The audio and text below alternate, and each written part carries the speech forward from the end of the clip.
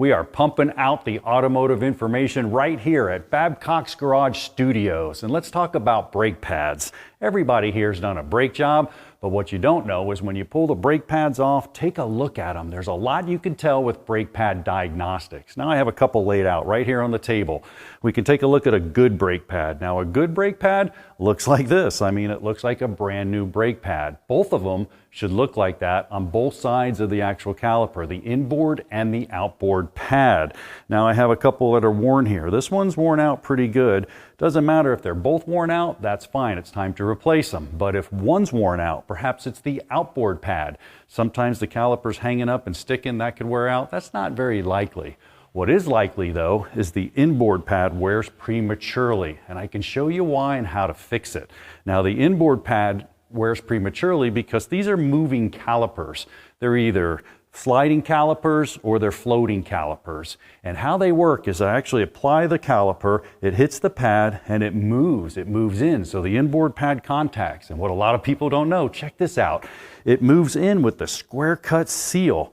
Actually, the deformation or the flexing of this square cut seal is the only thing that pulls that caliper back. So if you don't have a good floating or moving caliper, you're gonna have some pad problems. Now you come over to here, this is actually a floating caliper. What makes it a floating caliper is it floats on these pins right here. As the pad engages, it moves back and forth. Now it has to move back and forth, so that's up to you. When you're doing a brake job, make sure you pull this apart. When you pull this apart, you can actually pull these pins out of here. And when you pull these pins out of here, you want to take them over to a wire wheel. You want to clean them up and then get you some good brake lube and put some brake lubrication on there. So what happens is when you hit it, it's actually allowed to move back and forth. Now another thing you might have is an actual sliding caliper. And you can take a look at this graphic right here.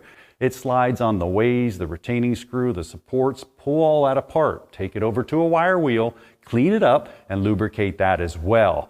You may have some problems as well, like a tapered wear. The tapered wear sometimes can chunk a whole pad out like this. Why? They're not supported, they're not secure in the caliper assembly. Anytime you change pads, put new hardware in. That'll help you out as well.